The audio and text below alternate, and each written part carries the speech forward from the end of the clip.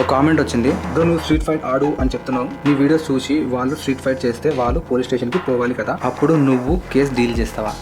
అసలు అడగడానికి అసలు బేసిక్ కామన్ సెన్స్ కూడా లేదు. స్ట్రీట్ ఫైట్ అనేది ఒక ఆట కాదు. నా వీడియోస్ చూసి ఇన్ఫ్లుయెన్స్ అయ్యి వాడు వీడిని కొట్టేసుకుని అంత వైలెన్స్ అయిపోతుందని బొక్క అంత లేదు. అలా అంటే యూట్యూబ్ లో ఒక బాంబ్ ఎలా తయారు చేయాలి, దానికి కావాల్సిన మెటీరియల్ ఏంది, ప్రాసెస్ ఏందని వీడియోలు ఉన్నాయి. ఆ వీడియోకి కొన్ని వేల వ్యూస్ లైక్స్ ఉన్నాయి. సో ఇప్పుడు ఆ బాంబ్ తయారు చేసి ఏమన్నా వానింటి మీద వీడి నుంచి వాడేసుకుంటున్నా కాదు కదా. బేసిక్ సెన్స్ తో ఆలోచిస్తే డిఫెన్స్ ప్రతి ఒక్కరికి అవసరమే. ఎప్పుడు ఎలాంటి సిచ్యువేషన్ వస్తో ఎవరిని తెలియదు. కాబట్టి ఎవడైనా మన పైనకి మన తప్పు లేదే మన పైనకి వచ్చినప్పుడు, మనకు అటాక్ చేయడానికి వచ్చినప్పుడు, లేదో మన దగ్గర నుంచి లాక్కపోతున్నప్పుడు అలాంటి టైంలోనే వాడాలని చెప్పినాను. అప్పుడే దానికి వాల్యూ ఉంటుంది. నీకు ఎప్పుడు ఏ పోలీస్ ఏమన్నాడు, నువ్వు లీగల్గా ఉండాలి. Most important. ఫస్ట్ నువ్వు కొట్టకన్నా ముందు నువ్వు లీగల్గా ఉండాలి. తప్పు చేసి వాడిని కొడతా వీని కొడతా అంటే మామూలు తీసుకుపోయి గట్టిగా అరుచుకుంటావు. మన తప్పు లేనప్పుడు ఎవరినన్నా ఎదిరించవచ్చు. దాంట్లో ఏం తప్పు లేదు. ఎవరికి భయపడాల్సిన అవసరం అస్సలకే లేదు. మన తప్పు ఉన్నప్పుడు అన్నీ మూసుకొని, ఎదుటోడు ఏ పనిష్మెంట్ ఇచ్చినా మూసుకొని తీసుకొని పక్కకు జరగాలి.